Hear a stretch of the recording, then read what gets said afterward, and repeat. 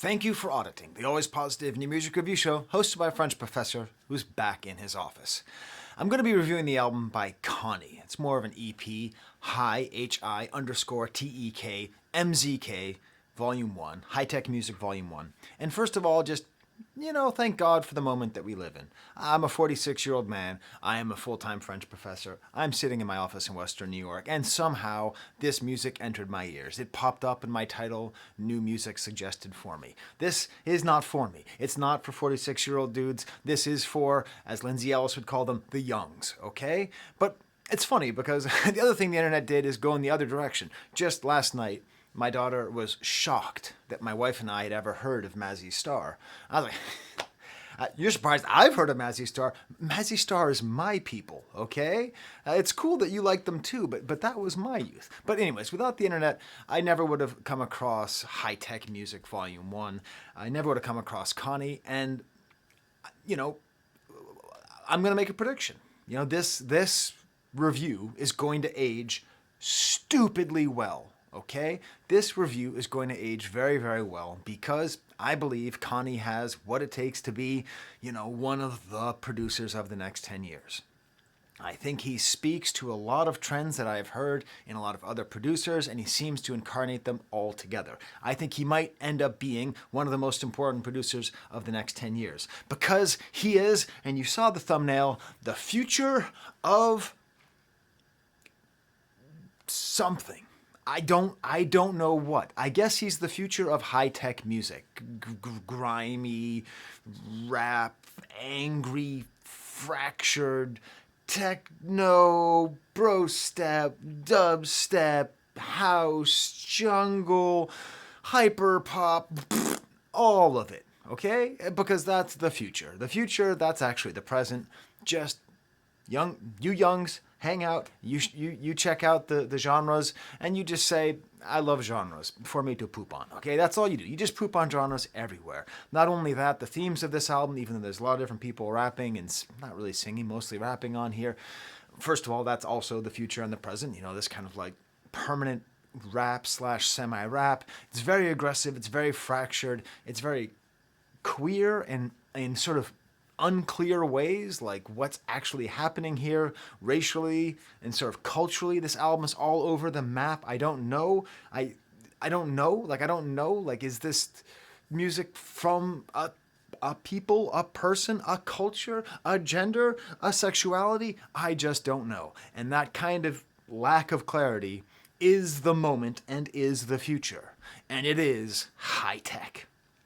I want to take you way back. Speaking of old stories and times where you get to call me an old man, I used to be an assistant manager at Blockbuster Video. That's true, Newton, Massachusetts.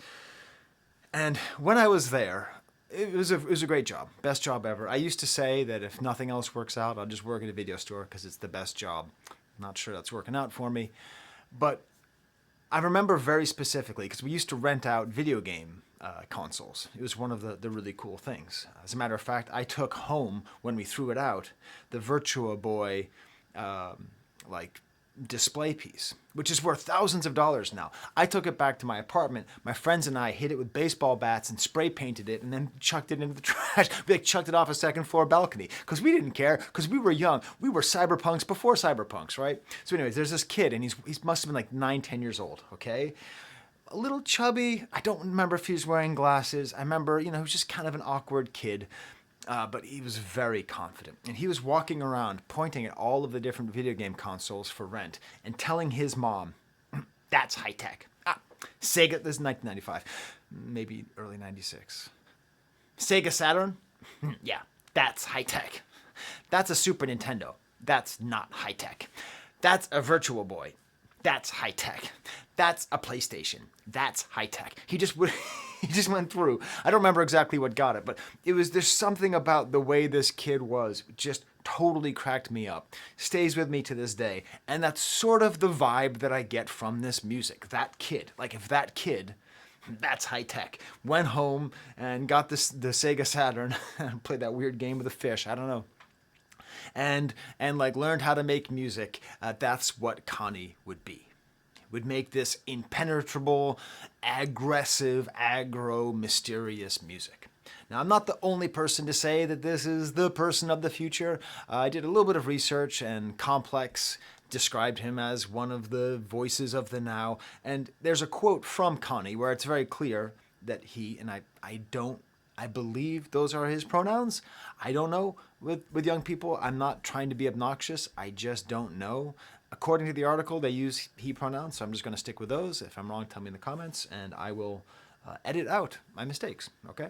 And you'll be like, hey, what did he say? Okay, so he describes it. I would describe it as extremely unique and very polarizing, he says. Complex. Polarizing, unique. It takes a lot of inspiration from trap, punk, hyperpop, and various forms of electronic music, like gabber. You made that one up. Is gabber a genre?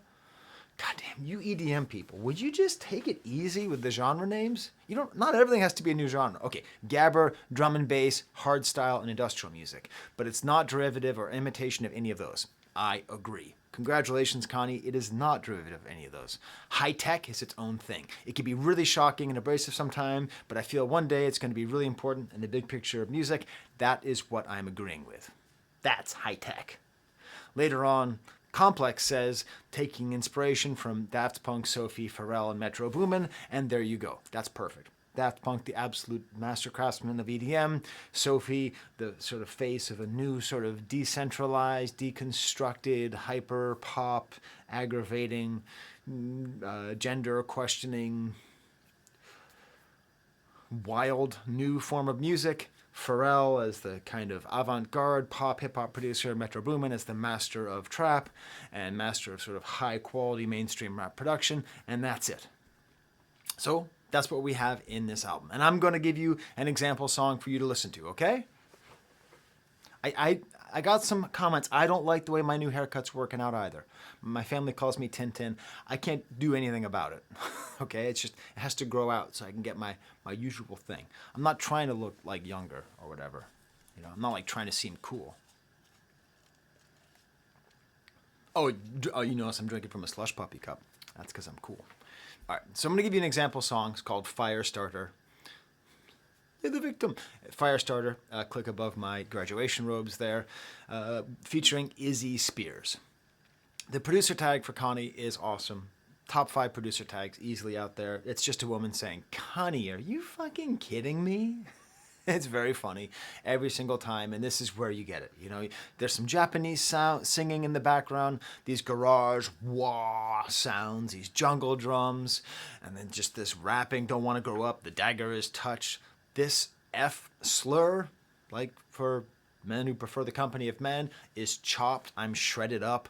No more war, more whores, anything to fill the void, more guns, more funds. Just this whole insane, like dark, angry, super sexual, like, is this okay for me to listen to? I can't sing along to it, but is it okay for me to even listen to? Turns out this guy, Izzy Spears, somebody I don't know. Hey, there's a lot of musicians out there I don't know, but he's they have toured with Shane Oliver, who's the person behind Hood by Air, who is that song by Playboi Carti from last week, toured with Dorian Electra, so very clearly in this sort of moment here. There's even a little sample, the ooh, ah, from It Takes Two. And then there's like a breakdown. This is what's great. It's like almost like a gospel-y R&B soul thing. Your love's so real. And then a beautiful outro. This is the thing. Connie is showing off. Connie, are you fucking kidding me? Because this outro is so awesome. These cool bumping, ratty sounds. Very skillful. And boys with the toys and the guns and the funds. Echoings all over the place. This whole album makes you feel like you are trapped in a factory. And the screws on all of the saws are not entirely fastened properly. So you have a lot of saws, and you basically feel like at any point a saw is going to go flying and cut off your head. Stupid spiky hair included. Hot boys. There's a lot of hot boys in here. I don't know what that means. You're the young people. So you tell me. Why do they keep saying hot boys? Is this a thing? I don't think it's a reference to the hip hop collective, the rap collective from New Orleans, who I saw in concert at the TD Garden in 2001. Lil Wayne, BG, Young Turk, and Juvenile.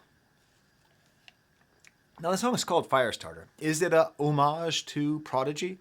Maybe it feels a lot like Prodigy.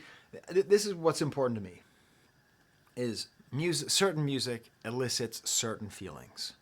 And there's a timelessness to that feeling. I think in specific, this feeling started with punk, a kind of angry, borderline nihilistic desire to just like punch and kick and grit your teeth and just release like that. Okay, maybe he was rock and roll. I don't think so. I think it was punk. And then obviously, when I was a youngs, that was music like the Prodigy, where you just heard this big booming bass and just madness, you know. And so this is like that, but it's just the now of that. It's the 2023 of that, as opposed to the 1999 of that. You have to go further. You have to have more funds, more guns. You have to more sounds, more insanity, more anger, more gritting teeth. Next track is called GRFX88. Again, even the song titles are so intentionally obscure. I don't know what that means at all. Griselda 88? I don't think so. Kind of bopping and bro step sounds. Like so the first one had kind of standard jungly sounds like wah wah wah, whereas this one has like the wah wah wah, like the bro step beat wah wah wah here. Opening rapper Matt Ox, I guess is, I just looked these people up briefly. Been rapping since 12 years old. Man, that's rough.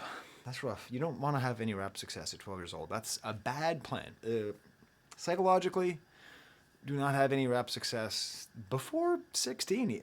Lil Wayne didn't work out well for him. He was 16, maybe even younger. Anyways, and then RXK nephew comes on, somebody who I've talked about a lot right here. Bitch, I pray to my you know what. And he's great. Just I love hearing his style now that I know him more. I can't wait to hear him more, study him more. His talking and rapping about the bando and the crack house, and that's fine. But it's the way he like just has these lines just jump out of his mouth. I ain't sampling nobody. I walk in with like 4 shotties. It's just like he has this sort of bizarre like there's connective tissues in his lyrics from one thing to the next, and you don't know. Why are you saying? What is connecting these ideas together?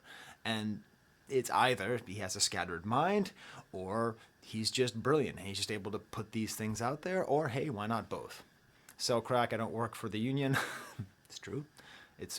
I don't mean to be like a jerk, but like the world would be better if there was a crack sellers union, you know? Like benefits, legal representation. This is a stupid point, but I'm improvising it right now. You know, if there was a drug dealers union, I guess it would be so illegal you couldn't possibly have it.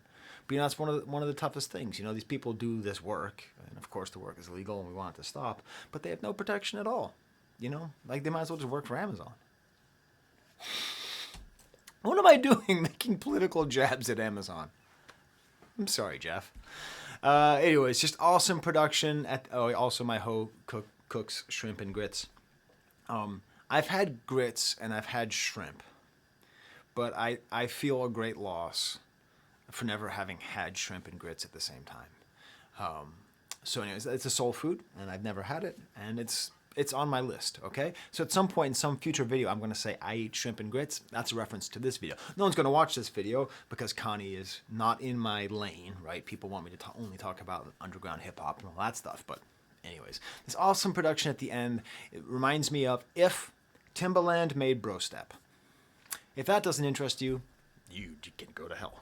Mercury with Godly the Ruler, Curtis Waters. This is maybe a little bit less interesting, a jungle beat, an industrial madness, very fast moving and cool. I like the beeps and boops. The lyrics are sort of unnecessarily aggressive and sexual. It's maybe a little bit simplistic. Next track, GS1. Is that like a car or a spaceship or something?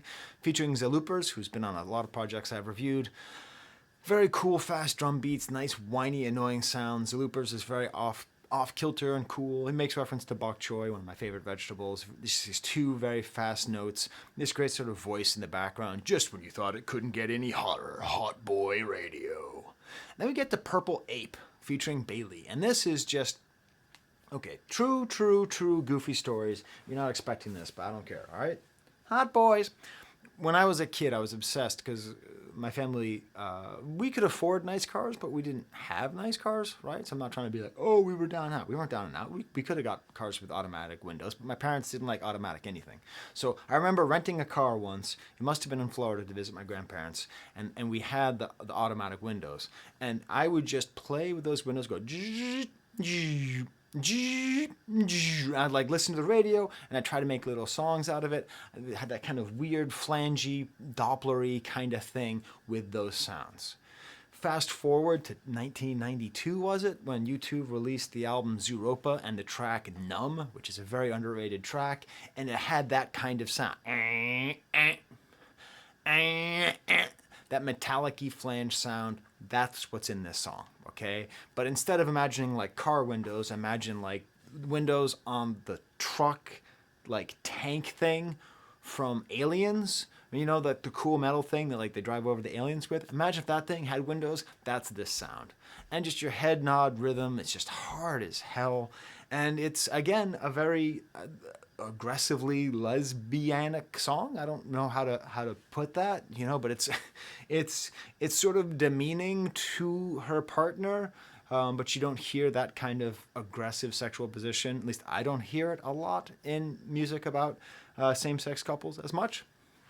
I can't say that. Head up to VIP, like, where my lick at, bitch. You know? She wants my tongue. She likes my accent.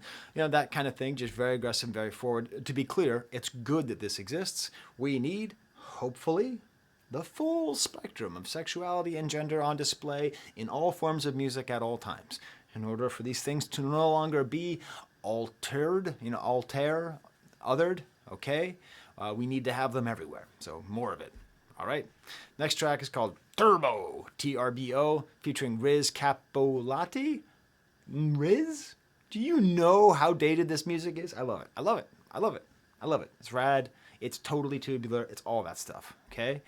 Totally crazy sound. This song, it just madness. It's just electronic madness falling apart. He's keeping it P. I can't make this stuff up, how of the moment it is, but he's good. I like this guy, Riz. I think it's a guy.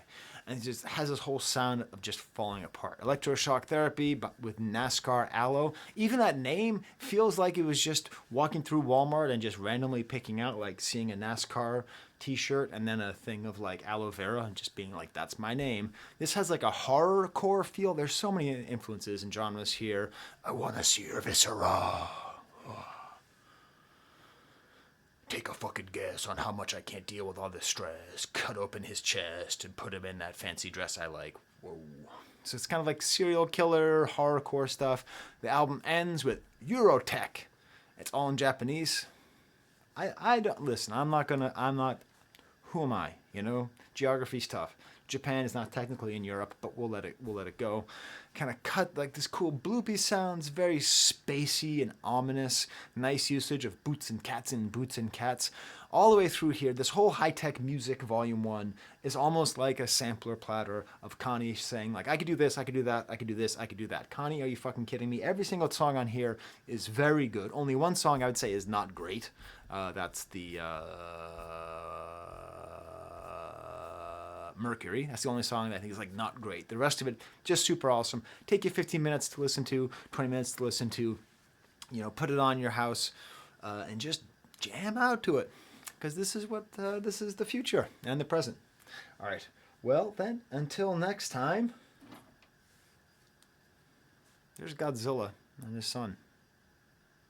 There's the camera.